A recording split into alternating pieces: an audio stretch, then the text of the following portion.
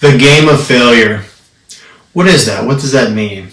You may have heard before that baseball and softball are known to be the game of failure because statistically, when you're a hitter, even at your best, you're going to get a hit roughly 3 out of 10 times. That would mean you have a batting average of 300, which is great. If I'm a 300 hitter in the major leagues and I can do that consistently, meaning I fail 7 out of 10 times, guess what? I'm in the Hall of Fame. If I can do that consistently over my career, I will be in the Hall of Fame. I will be amongst the best of the best who have ever played this game. And so if that remains to be true, this is the game of failure. Because statistically, you are going to fail 70% of the time. At your best. We're going to have times where we fail 80 or 90% of the time as well. But when this is the case, when this is the reality of it, when this is actually scientific and this is statistical, this isn't like something that I'm making up to make you feel good. This is how it works in real life as an athlete in these sports. Please acknowledge this. And so here's a couple things that I'm sure you're not thinking about. When you have a game where you have 3 at-bats and you only get 1 hit, that means you're batting .333.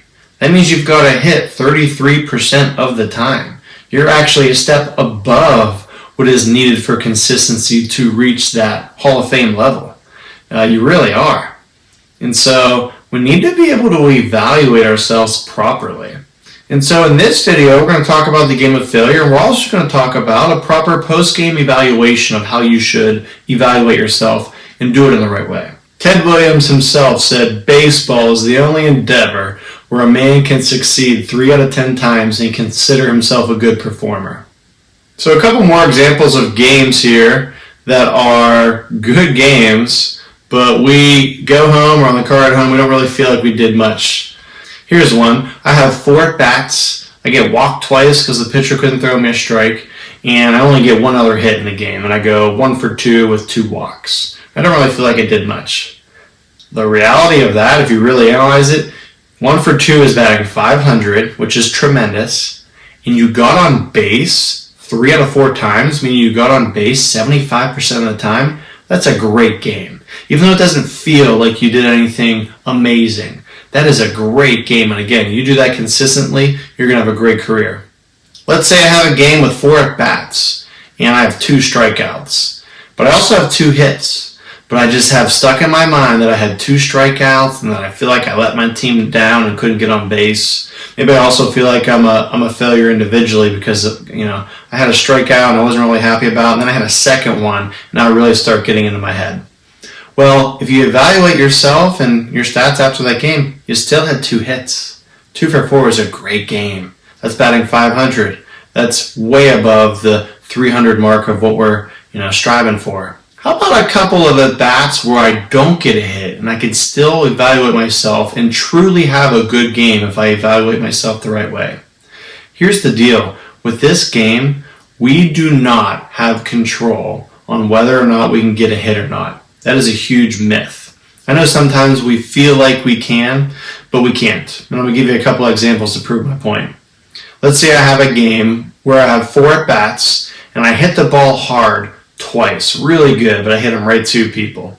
Maybe I have a line drive out to center field, and in the batting cage, that would have been a perfect line drive to the back of the net, which again is my goal when I'm hitting in batting practice. And maybe my other one, I hit it hard, but I hit it right to the shortstop. Maybe I hit a hard ground ball, hard line drive right at him, but he catches it. You don't have control over where the ball is going as much as you think. This is not golf. You cannot predict where that ball is going to go each time. The only thing we can control is good contact. And that should be your only goal as a hitter. Make hard contact. Square the ball up.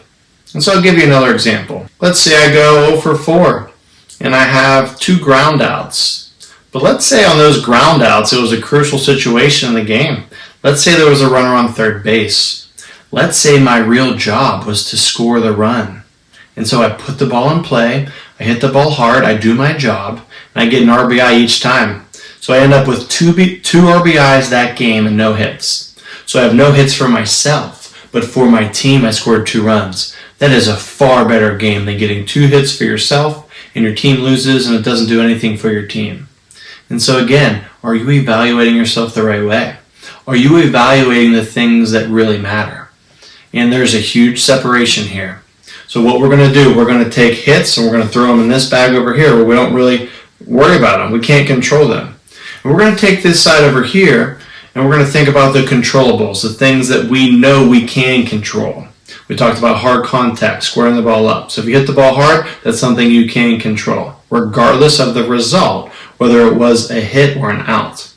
Another thing, doing something good for your team. An RBI, a walk to get on base, stealing a base, something that helps my team win at the end of the day. So your goal as a hitter, when you're done with your game and you evaluate yourself, is this: I want to hit the ball hard twice. If I can square the ball up and hit it solid twice, I've done my job. I've had a good game. And I promise, if you let this be your goal and you just apply this over your whole career, you're going to have the best batting average possible because you're focusing on the right things. And when hits don't show up, you don't stress out. So you're avoiding slumps as well because you're not stressed out, you're not worried, you're not stepping into the box putting more pressure on yourself than what's necessary, because we all know you already have enough pressure as it is to get a hit because you have a 30% chance to get a hit anyways. Think about that for a second, right? So we already are set up for failure with it being the game of failure because I have a 70% chance of getting out, a 30% chance of getting a hit. That's already hard enough in it as it is. So why am I stressing out about controlling hits that I don't have control over anyways? And now you start to see when these thoughts happen, this is such a mental game and we can drive ourselves crazy if we let it, or we can set some systems and things in place to help guide us throughout the process. Final thing, I'm going to go over some things that would be good to do as a hitter. Okay, so again, when you're evaluating yourself and trying to figure out, was this a good thing or a bad thing that I did? Was it in the middle? Here's the reality. A hard hit ball is a good thing for you. Getting a walk is a good thing. You're getting on base. A hit by pitch is a good thing. It's the same as a walk. You're getting on base. A sacrifice fly, an RBI, moving the runner over in a certain situation. For example, if there's no outs with a runner on second base, and you hit a hard ball to the right side of the infield that moves the runner over to third, regardless if you get out or safe at first base, now the team's in a position where there's one out, a guy on third, and he's in a good position to score. That's a good thing as a hitter. In your at-bat, being able to see 8 pitches or more, regardless if you get out, regardless if it's a hit, is a good at-bat. 8 pitches or more is a good at-bat. So let's say you get to a full count. It means 3 balls, 2 strikes. We're at 5 pitches. Let's say you foul 2 off. You're at 7 pitches. And then let's say you put the ball in play or you get walked. Regardless if you put the ball in play and get out or get walked, you've hit that 8 pitch amounts. You've had a good quality at-bat because the pitcher is now forced to work extremely hard to get you out. And if the pitcher had to do that time and time again with everybody, they're not going to last very long in the game. And so you're making that pitch count go up a lot faster than its normal pace for the pitcher, for the other team, and there's other things that affects with that as well that's going to help out you and your team. So what are all of these things? These are things that lead to what we call quality at-bats. And so I talked about hit the ball hard twice. But what it really comes down to, if you can even have 2 quality at-bats a game, you're still going to be on a really good pace and a really good trajectory. 2 quality at-bats a game. And so you might have a game where you only get up to bat 3 times. Let's say you get walked twice. You only have 1 at-bat to actually even hit the ball hard. The 2 hard hit balls might not apply in that game in particular, right? And so again, these are good guidelines that you can just start to think about. But 2 quality at-bats a game is going to give you a great start. And if you can apply that, you can also apply hitting the ball hard twice as a good evaluation, especially in those games where you went 0 for 4, but you really did square it up 2, 3, maybe 4 times good in the game. It just went right to the fielder. That's the game that we play, so start to understand that.